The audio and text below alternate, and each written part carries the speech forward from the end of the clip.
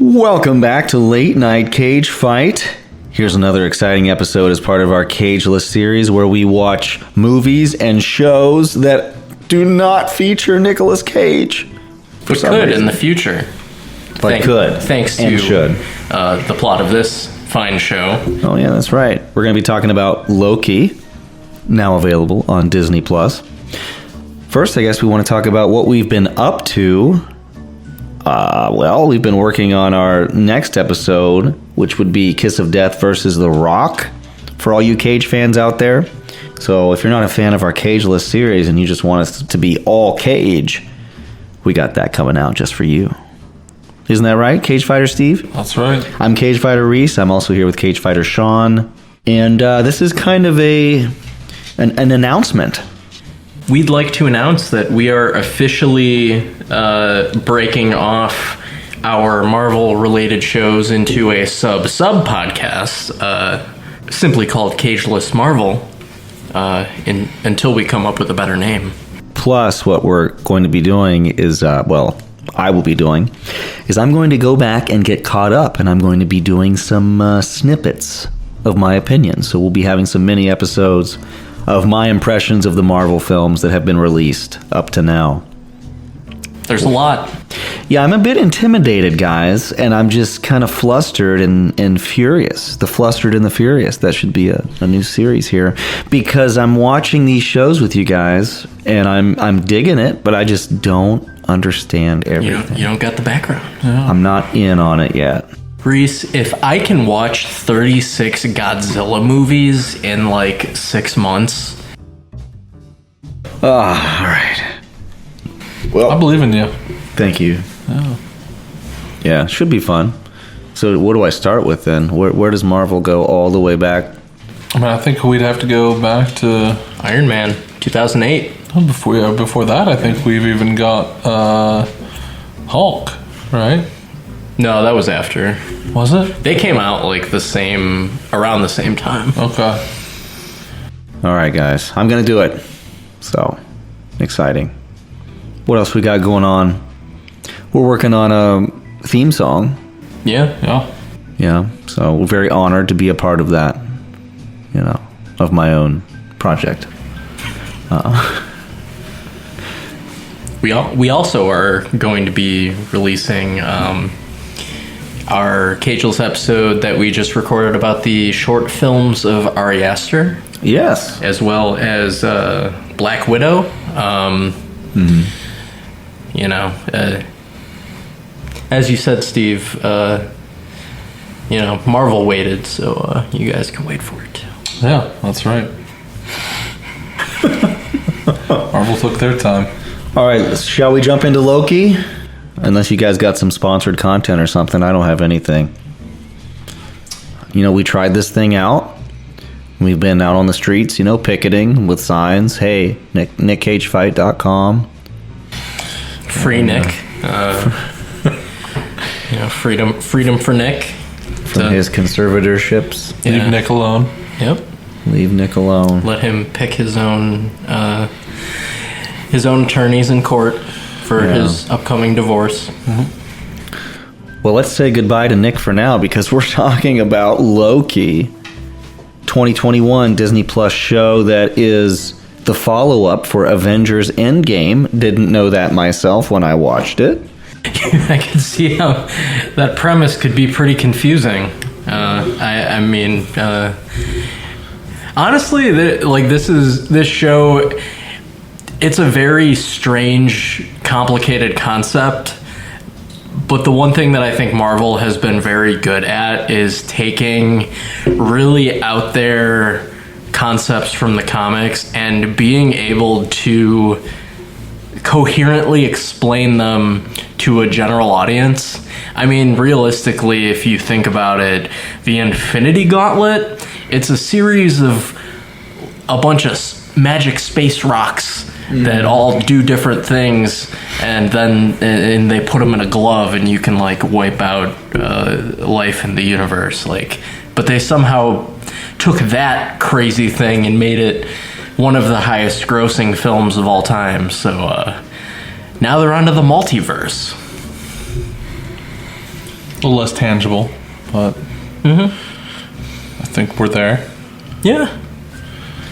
Yeah, I had the thought when I was watching it that there's some serious stuff happening that definitely has to affect the other movies and the ones that they're writing now. Well, that's why I'm kidding when I say it's like a less tangible thing. It's just a huge risk to be taking on, to jumping into these things, and that's kind of where, that's where they're heading. There's a lot of things going on, like you said, and they're doing a good job of setting that up and setting up those sometimes invisible villains. All right. Well, let's talk a little bit more about the background of the show. Sean, what can you tell us about, what did we know about it before its release? So this was announced as part of Marvel Studios, I believe it was D23 in 2008. They announced their slate of upcoming movies and Disney Plus series.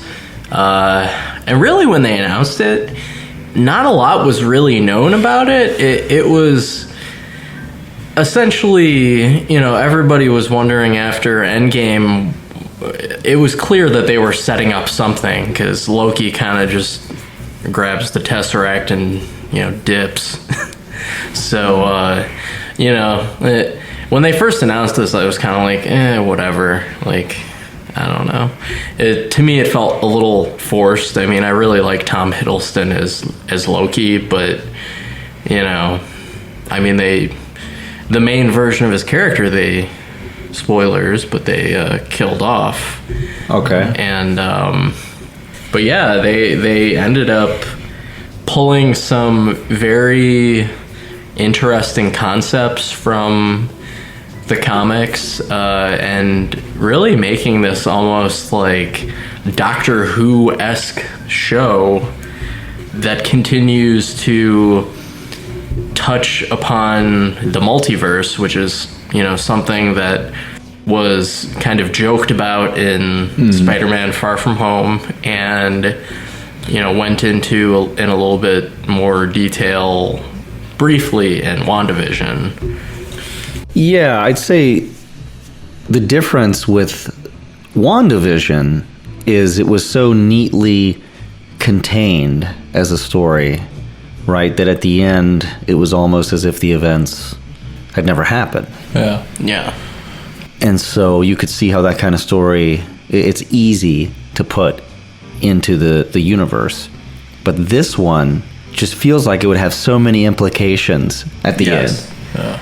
And, it's worth noting that the next project from Marvel Studios is actually an animated series called What If, which What If is a long-running anthology series in the comics where they essentially just create alternate scenarios where it's like, the first episode is what if Peggy Carter was the one that got the super soldier serum and became, they call her Captain Carter. Okay. Or, they, like in a few other episodes, they talked about, it's like, what if T'Challa became Star-Lord? Or like, what if Captain America and Iron Man became zombies? Yeah, what if? Should be interesting. But yeah, that's the next project that is coming. Really? Yeah. So That will be interesting. I'm also interested in how this is going to continue to evolve too, because kind of like you said, as we've gone through these series so far, they've all been these very tightly isolated events that don't necessarily, WandaVision was this thing that almost like it never happened. Most of the events of Falcon and the Winter Soldier were either closely related to their family or very secretive kind of government affiliations. And even this one, there was huge implications to what happened, but also less likelihood that most people will have noticed them. So I think we're continuing to see more and more development, but it's also blind in the, quote unquote, eyes of the public, which I think is an interesting direction as well. Yeah, I think WandaVision and Falcon and the Winter Soldier, if you skipped those series and then saw them in a movie, pretty much it would be like, oh, well, they have new costumes. That's about it. Yeah. All right, let's talk about the cast then. We had Tom Hiddleston play Loki. I thought he did an excellent job. As always. Very engaging. You know, I've seen one of the Thor movies a long time ago, so I was kind of familiar with this character, but I didn't know anything. I didn't know he died. Right. Sorry to spoil. Yeah, that's all right. One of the things with these series, it's like they're really designed in a way where you can jump in without really knowing the full breadth of the character's history. You're gonna miss stuff, but I mean the story is coherent enough to, I mean, this show in particular, I mean, Loki is really the only one that's in other stuff. Everyone else is Okay. a completely new character, essentially. Owen Wilson was a surprise as Mobius M. Mobius. I just never seen him in a role like this, so it was cool to see. Yeah, I mean, really, like, the majority of his serious roles, it's mainly been in, like, Wes Anderson movies. Yeah, that's right. But I also felt really comfortable with him in that role, oddly. Like, for being something that seemed somewhat out of it, like, it just felt perfect. Yeah, It felt like he fit perfectly right in there. Yeah, he just killed it in this. Yeah. Sophia Di Martino played the character Sylvie, which is the female variant of Thor. Of Loki. Yeah, I knew right when I said it. It's worth noting that we're going to be going into spoilers from this series, so if you haven't watched it yet, highly recommended that you watch the series before listening to this, because part of the fun with the series really is the mystery. So Yeah, and I'm going to be the one asking all the questions about the mysteries here, because I got them, guys. the journey into mystery, am I right? Gugu played Ravonna Renslayer. I'm not sure how to pronounce her last name. So That is a pretty metal name, though. So it is. And Miss Minutes, probably one of my favorite characters in Marvel. Yeah. If I was going to get a Marvel tattoo, it might be Miss Minutes, an animated clock. Yep. Yeah. Played by the legendary Tara Strong. Yeah, and I love that southern drawl she put on that character. Yeah, It was great. Did a really good job in that. You may know her as Bubbles in Powerpuff Girls, or she does. Oh, okay. Yeah, she does Timmy Turner in The Fairly Odd Parents. She does a lot of voice acting work. Yeah, she's tremendously good at that. Yeah. I see.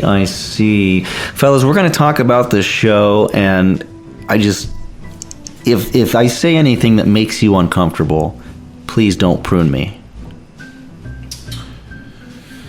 I mean, you don't want to hang out with Eliath? You talk about metal. I'm afraid I'm the one metal. that'll say things that make people uncomfortable. Oh, yeah. I was joking. I mean, there's not that much uncomfortable stuff in this one, thankfully. Speaking of uncomfortable, I mean, is it masturbation to have sex with yourself? That is a question that you're going to ask when you watch this. It's true. Like, Reece, what if you were a woman and you were just sex? Should we? If there were two of you and one of them was a woman, Would you let the woman peg you? No. Some very, very deep questions are asked in Loki. Yeah, I mean, you can tell by the opening sequence when you see Loki and all the crazy fonts. It's like, oh, this is going to mess with your head. This ain't no Times New Roman, homie. No. And so we're sent outside of the timeline, and we find out that there's actually this organization A bureaucracy that controls time itself. Yeah. That's the early reveal here. I just thought that was kind of a stretch, because wouldn't that mean that everything in all of the movies that have been released was dictated, predicted, controlled I'm glad that you say that, by actually. the Time Lords? I'm glad that you say that. You do? Yeah, because that's one of my issues with this, because I feel like this series put to shame my boy Stephen Strange. Because in the Infinity War movies, he goes into this essentially a trance state to like run through all of these future possibilities, and says, he ran through millions of possible outcomes, and this is the only one that he found that this would work. So essentially what Loki has done is proved that this was all predestined, and that he didn't actually do any sort of multiversal understanding, because there was only one sacred timeline, which means there were no other future possibilities for him to understand. So it does kind of tear that apart a little bit. Okay. Well, it is worth noting that the Infinity Stones, and this is confirmed in the series, they only work in the dimension that they came from. If you take an Infinity Stone from another branch timeline, then they don't work, and they use them as paperweights. And since Doctor Strange was using the Eye of Agamotto with the Time Stone, so maybe that's what it was. Maybe every time, when he was going through his millions of possible theories, anytime he strayed from the sacred timeline in one of his attempts, he got pruned. And so really what we should have seen isn't a ton of Lokis, but there should have also been at least a handful of Doctor Stranges there, because there's no way they all went down to Alioth. That's all I'm saying. Doctor Strange should have been in here somewhere. He is supposed to be the Time Master. it is kind of confusing that they don't really differentiate between time and space, but they kind of do, because there being locations that are outside of the timeline. Yeah, that was one thing. It was they basically say the point where the TVA would prune you is called a nexus event, which essentially is an event that creates a branch timeline. And the TVA is this organization that is controlling time or monitoring time. They're the Time Variance Authority. Right. Yeah. It's a little confusing because, early on in the series, you meet Sylvie, who is essentially Lady Loki, and it's a bit strange because, is it her actions or is it the fact that she was born, physically different from the main Loki that makes her a variant? That was something that was a bit confusing to me. Yeah, I agree. For you to go back far enough for all of the different, vastly different Lokis or vastly different people in some cases, it was, how can you get that diverging, but yet only one branch off from, the main timeline? Yeah. I feel like it would have to be a very long branch to go through, eons of history to gain that much variation. Yeah. I didn't even think about that, but yeah, that makes sense.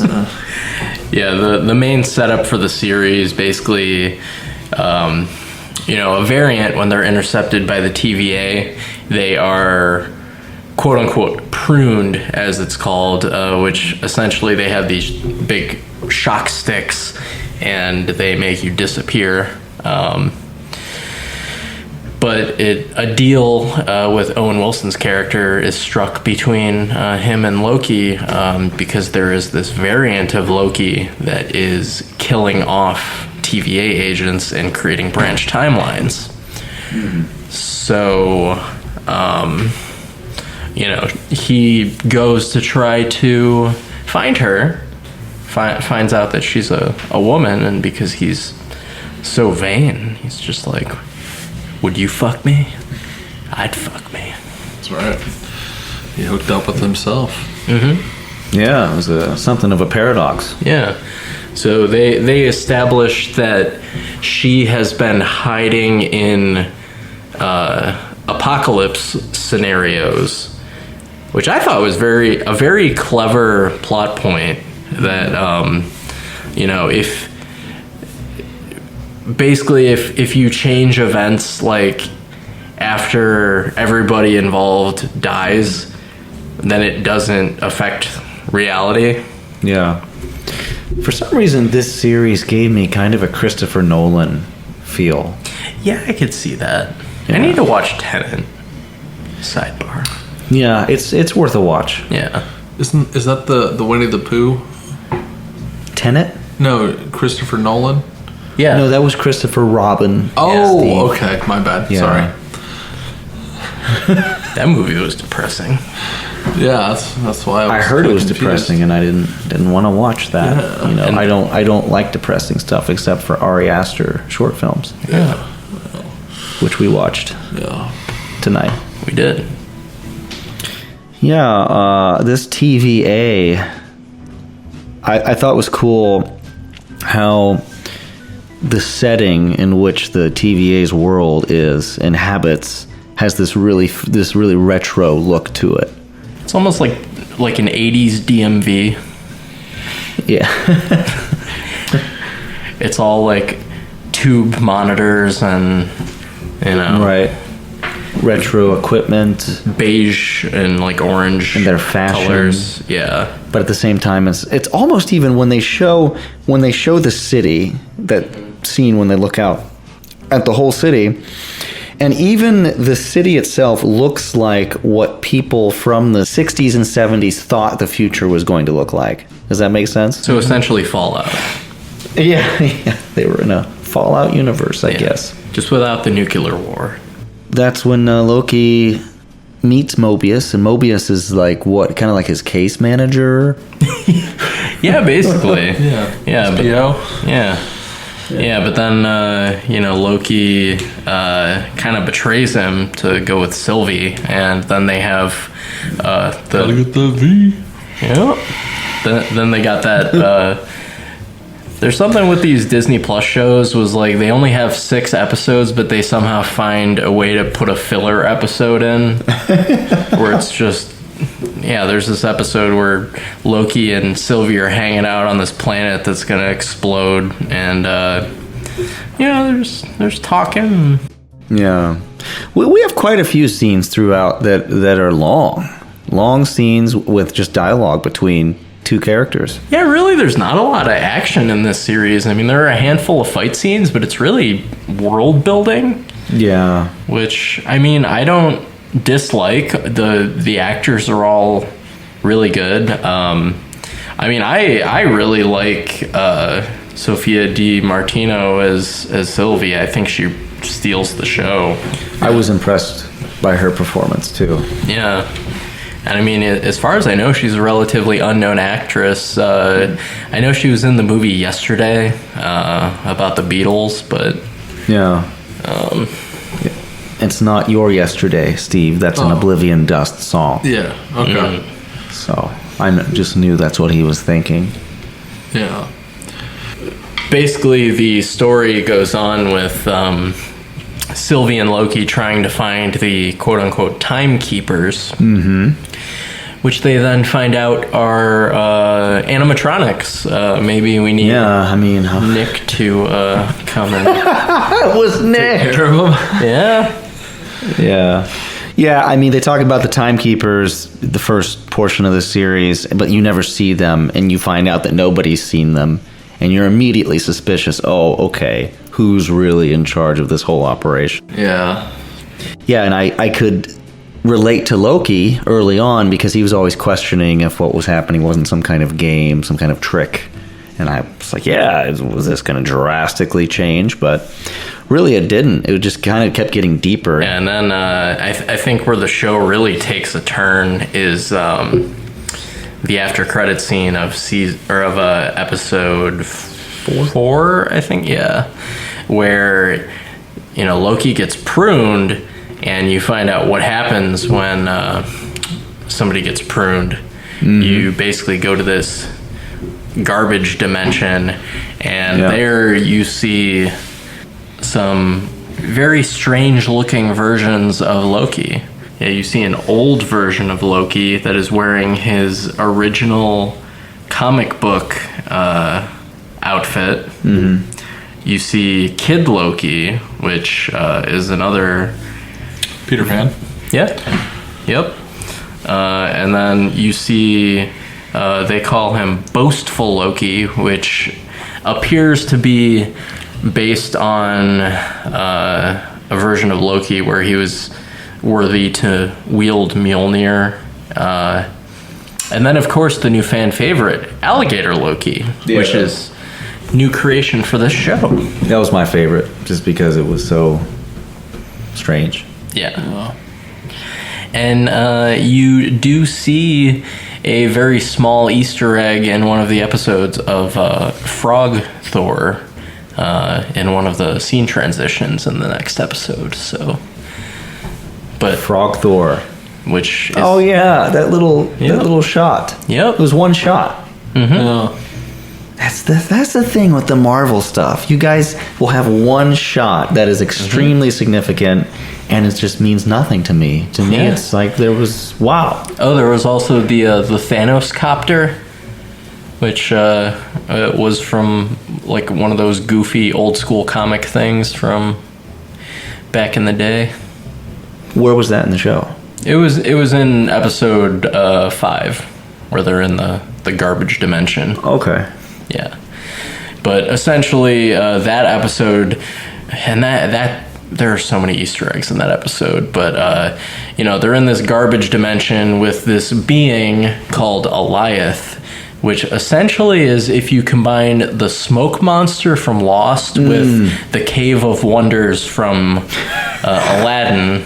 Yes, exactly. Yeah. And also Tentacle monster. Yeah. Yeah. Yep. Yeah, so what basically happens is our main Loki is hanging out with these other Lokis, and they're giving some exposition, like telling some background on what their stories are. And then some more Lokis show up, which that had one of my favorite Easter eggs from the comic, which is Election Loki, which is from the Vote for Loki miniseries where he runs for president. Oh my. Yeah, I wasn't aware of that. Yeah, so long story short, Sylvie does a self prune and self pruning. Some KD.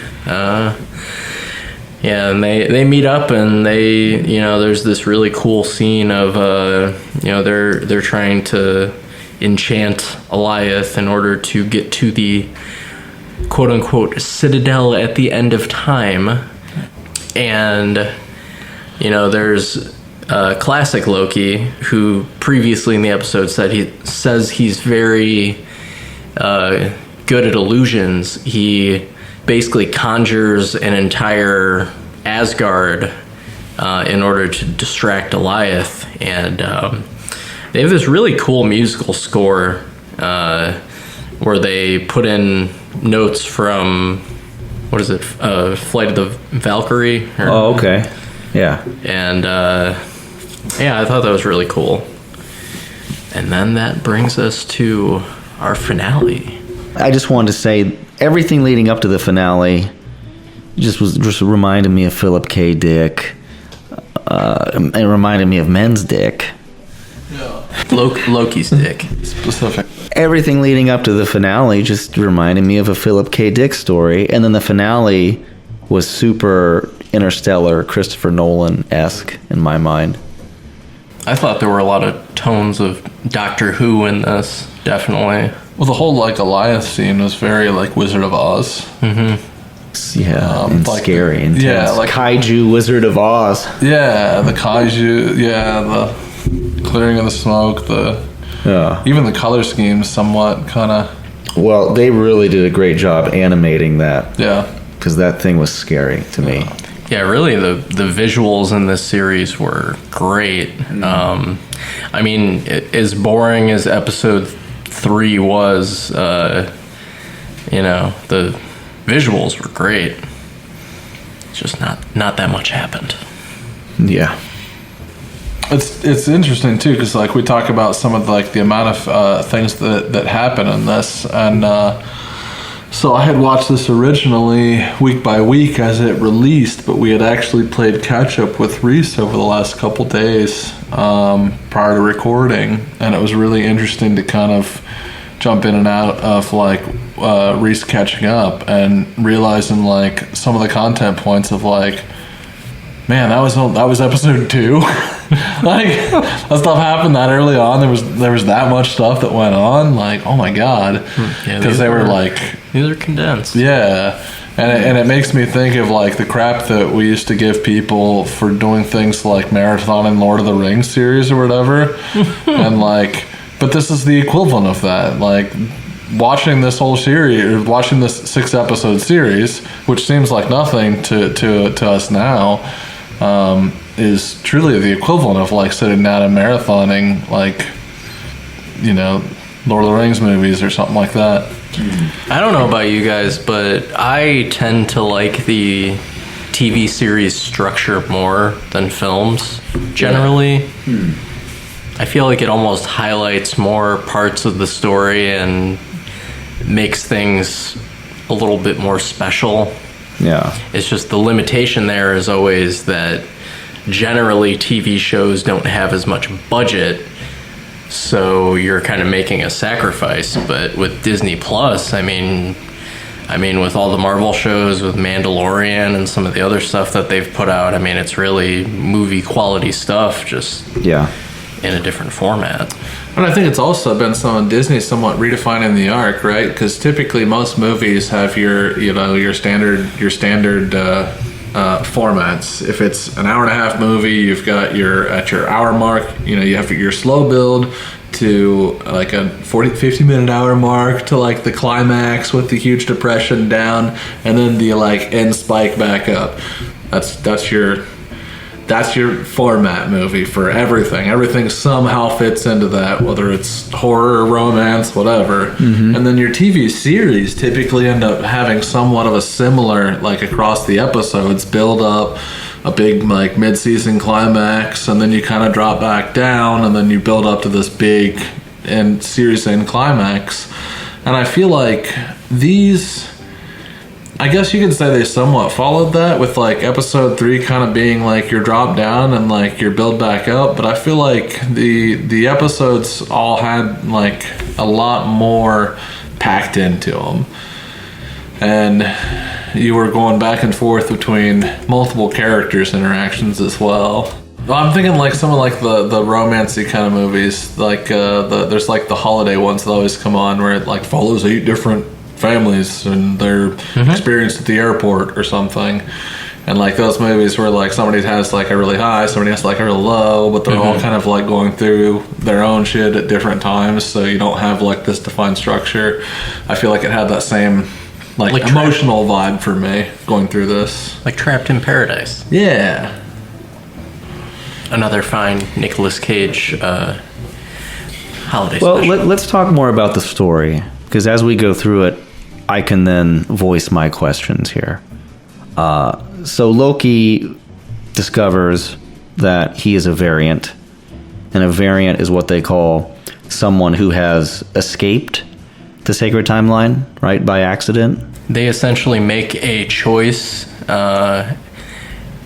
which is something called a nexus event, in which they create a divergent timeline. but that choice has to be strong enough that it creates enough variation in the timeline to cause things to be different and like create like a stable branch.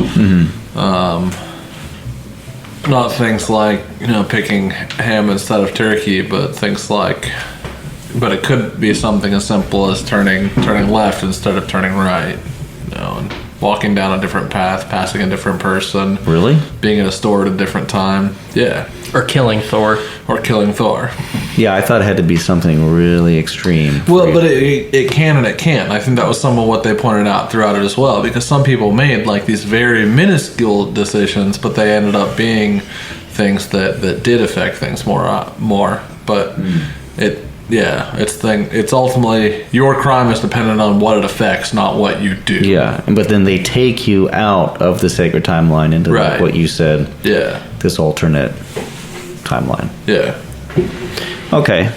Well, we discover that there is a heathen, a terrorist, who is trying to create hundreds of these alternate realities or timelines by blowing shit up, right? Sylvie is Antifa. Yeah. Time terrorist. Yeah. Time terrorism. Mm-hmm. They'll put you away for life for that. Yeah.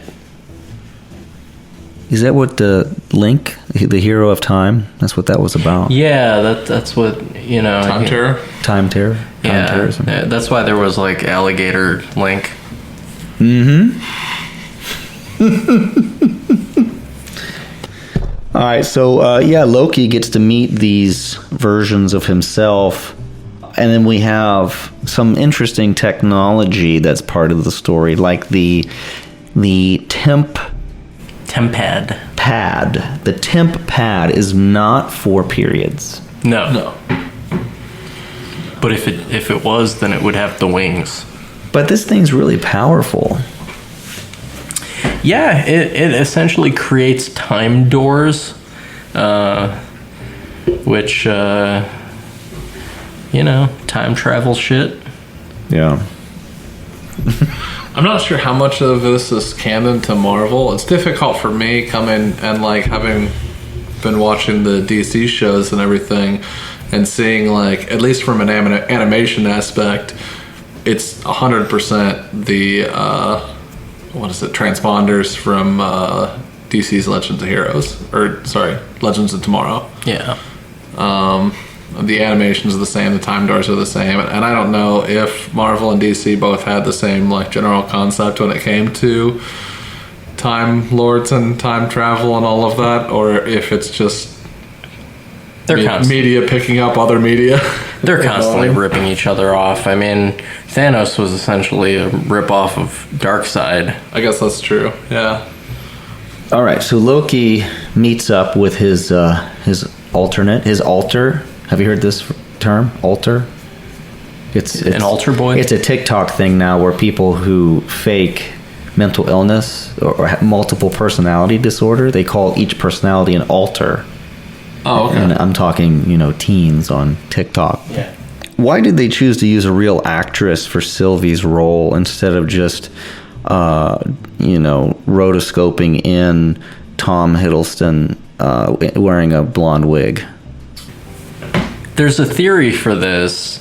I think one of the things that they were trying to set up in this series were variants of characters that physically look different, because, and this is heavily rumored, but the next Spider-Man movie supposedly is also supposed to deal with the multiverse, so they need to find a way to explain why they bring back Andrew Garfield and Tobey Maguire. So I appreciate how you answered my question, but I hope you know it was a joke, right? My question. Well, but it is and it's not, because like in some cases they're not different.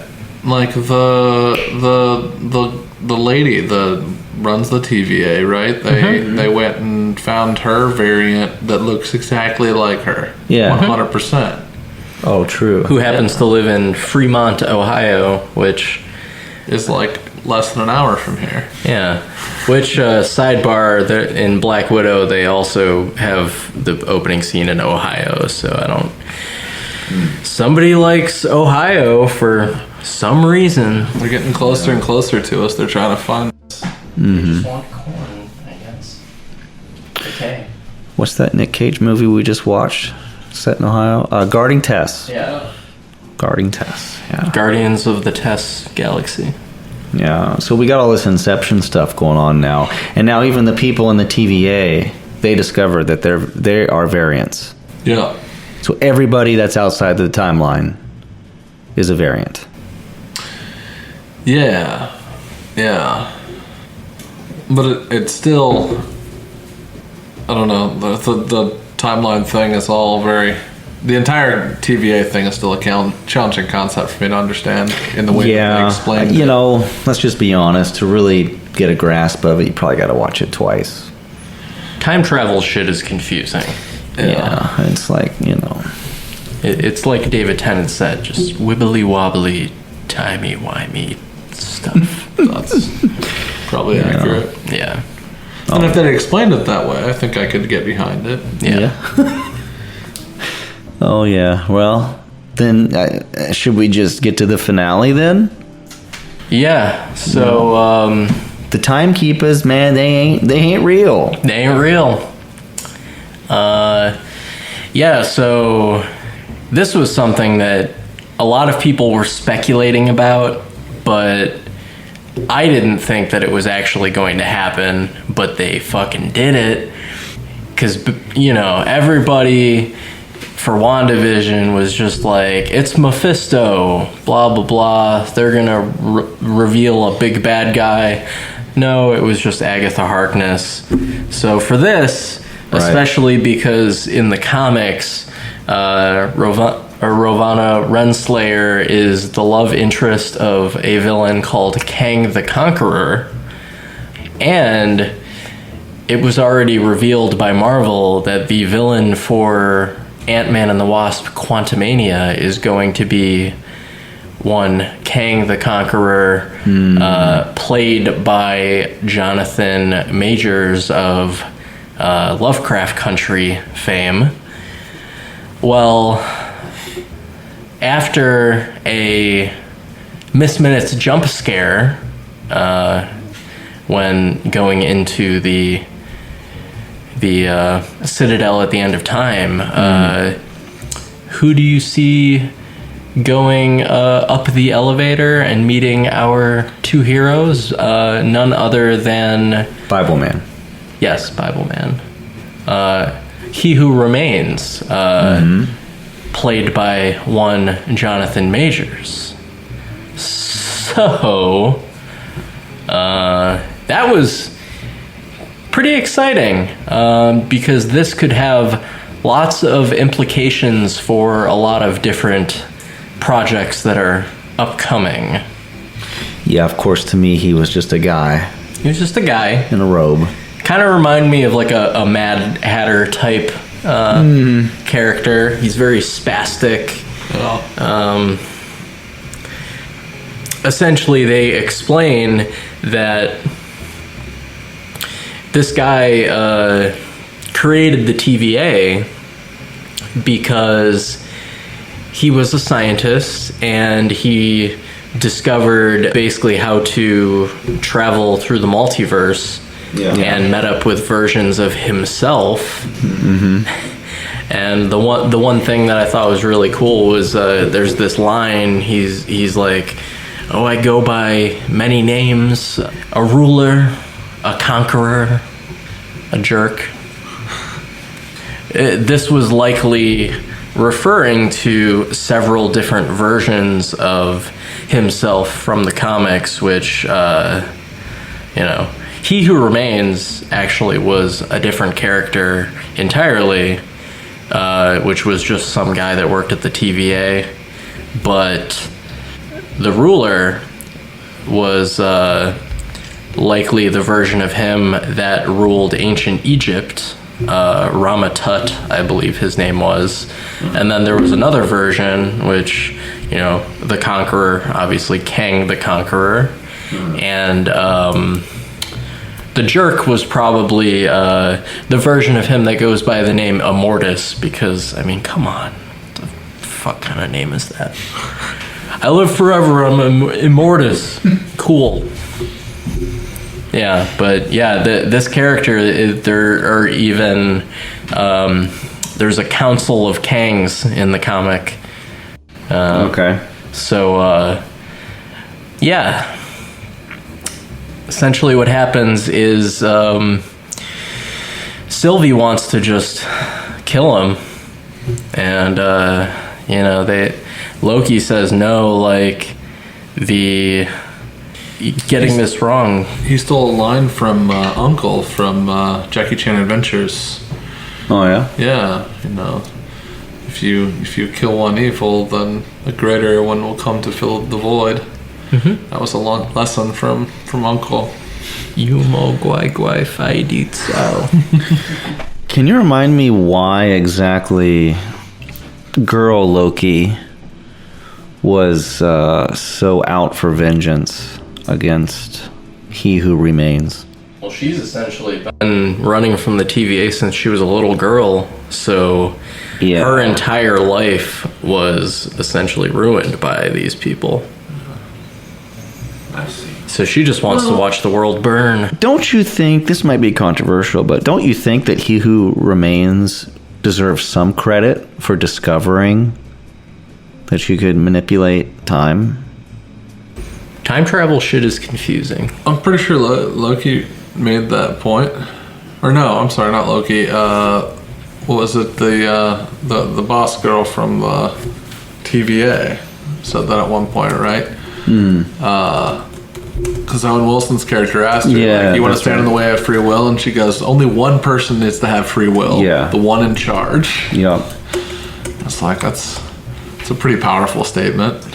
Yeah, there's some real philosophical questions that this series can raise, if you think about it, concerning time, free will. I noticed that another thing too, and I don't know if I just happened to miss it other times or if it was done intentionally, but the beginning of the 6th episode when they did the opening sequence or whatever, when they have the whole like the Marvel, they had an audio track along with it as well. Oh yeah, they did. Where they had like a lot of famous lines, including the lines from even WandaVision. I very distinctly heard. Which I thought was really interesting, given the events of the finale as well.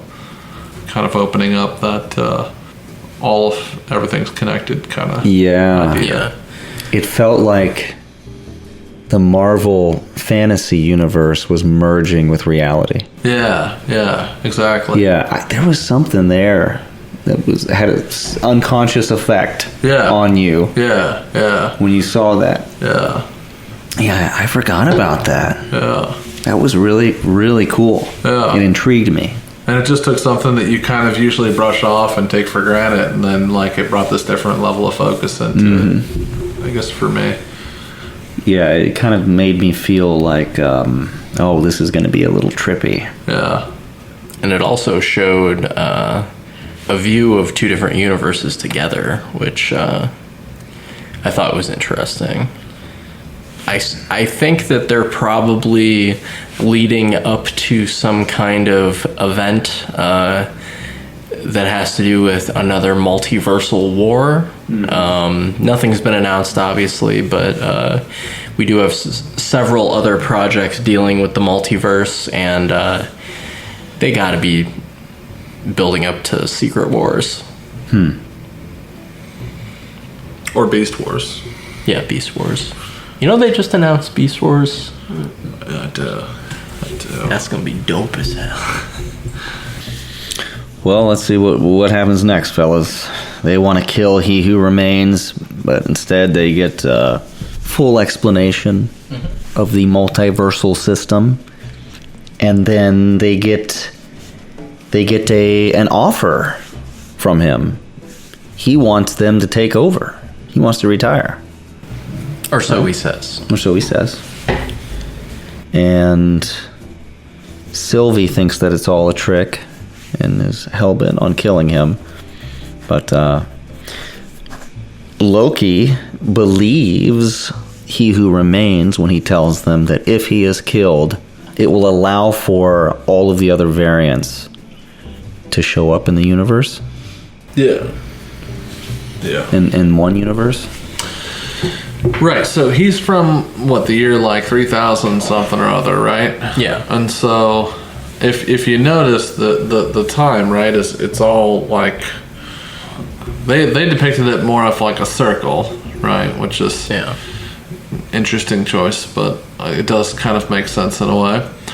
But, anyways, the idea is that if at any point there's a branch from a timeline, I mean, say you go back to year 2000, somebody does something, it branches off, then there's a likelihood that in that branch that he would exist as a different person with that much time and other variables to happen, continuing branches. So, well, his character also is notorious for just time traveling to different points in the timeline and just like trying to rule shit.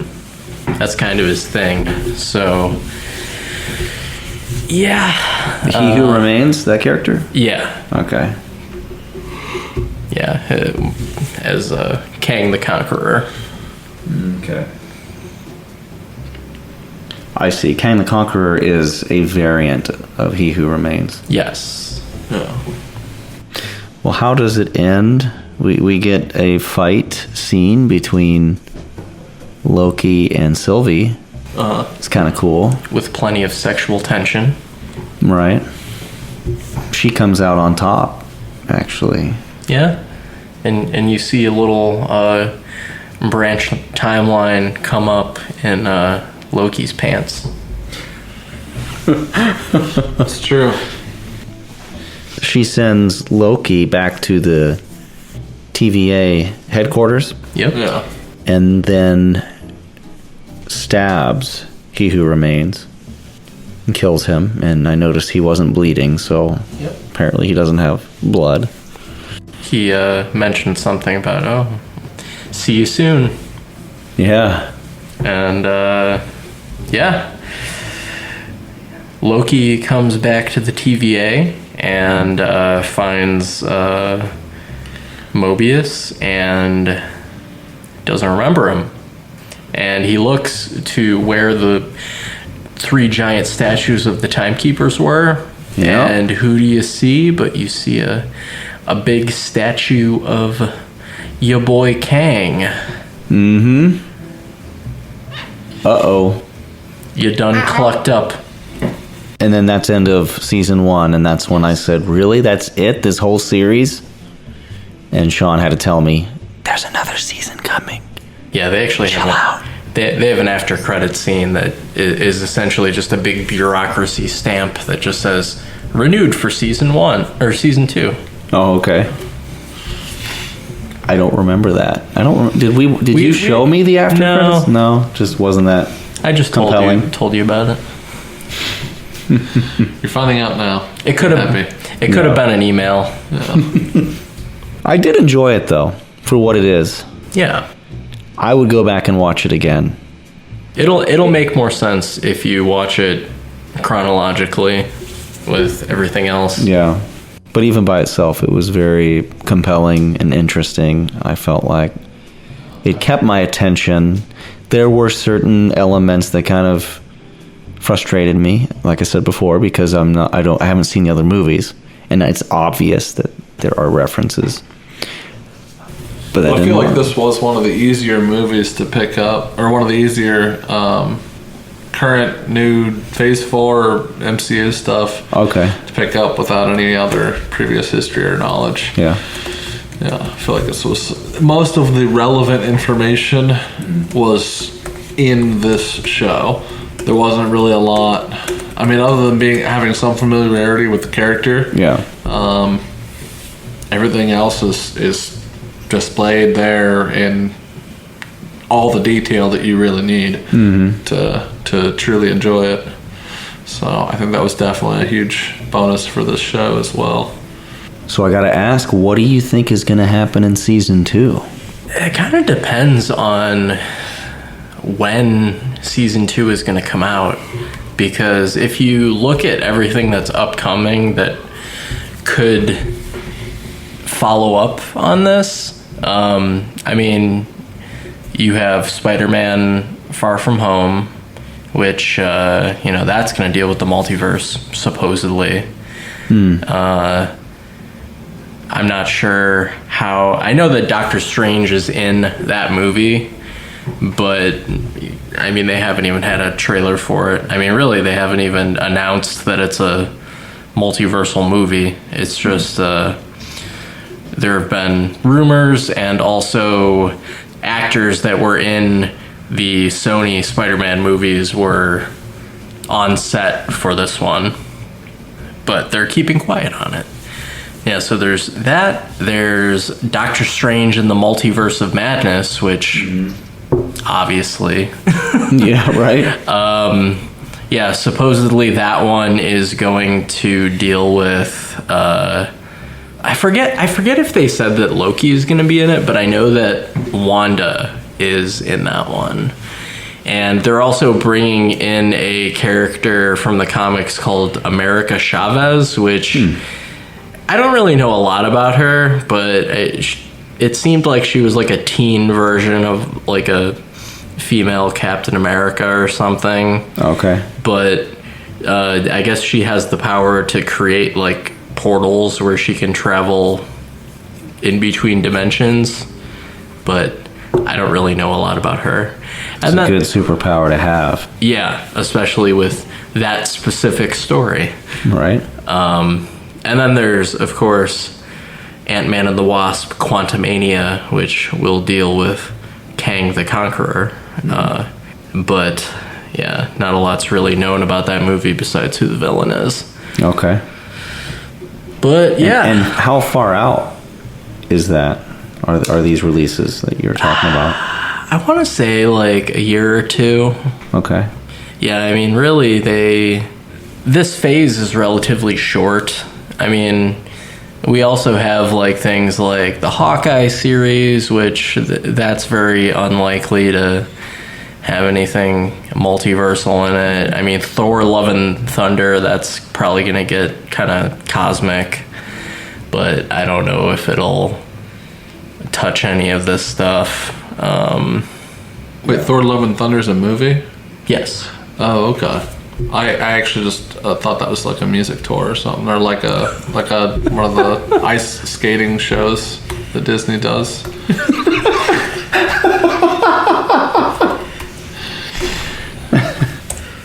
Shang-Chi, which, I mean, that's not gonna deal with anything from what I understand. I mean, they're doing a Miss Marvel, the Eternals. I mean, yeah, so I don't think any of those projects are really gonna touch it. My hopes for season 2 is that Sylvia and Loki hook up. And That was your hope for this season, wasn't it? It was, and they got close. Yeah. But she blue balled him, so I'm hoping he gets his revenge next season. And if she were to get pregnant, what kind of paradox does that create? Alligator Loki. What a twist! That's the twist in season 2. Yeah. Oh, it reminds me of Back to the Future. Yeah. When Marty visits his mom. And then hooks up with her? No. Oh. No. Maybe I saw a different version than you. It's kind of like in Futurama, where Fry goes back and sleeps with his grandma and becomes his own grandfather. How is it, though, that you escape reality, you wake up out of the Matrix, and you don't get Lawrence Fishburne, with his shades on and his jacket telling you how it is and how we're going to fight this war? No, you wake up and this, like, falling apart 1970s office, just full of bureaucracy. They can't do everything right, but they got some powerful weapons. And the city's really pretty. No. But I don't know. It was not what I expected. That's true. There are two questions that this series poses.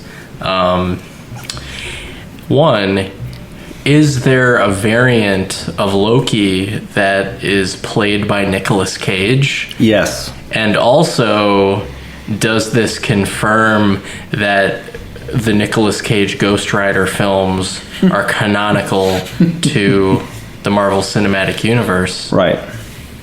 That's good points. They should be. They should be on the sacred timeline. Yeah. And maybe they will be. Right? Because we just rewrote the sacred timeline, so who knows what's on it right now. It just feels like anything's possible. Yeah. Yeah, If you can kill yourself a number of times. That's essentially what this show did. Was they gave Marvel a license to do whatever the fuck they want. But do you think they would be so petty as to have an entire show like this and then at the end reveal, everything that just happened was part of this other universe. It wasn't the real one. Absolutely. Well, I mean, now they can just rewrite the rules of anything, really. I mean, Yeah. I mean, if you think about it, just with quantum mechanics, I mean, they can even do stuff where, like, say there are elements of, like, the Venom movie that Sony made. Yeah. Everyone knows that movie's trash, but, you know, we could say that movie, that's a variant timeline, but, like, in our, the version that we're bringing in, like, that movie was good. Do you think that Marvel moving in this direction could potentially turn some fans off? Have some people kind of say, hey, this is too far, or I don't like it being this open and flexible?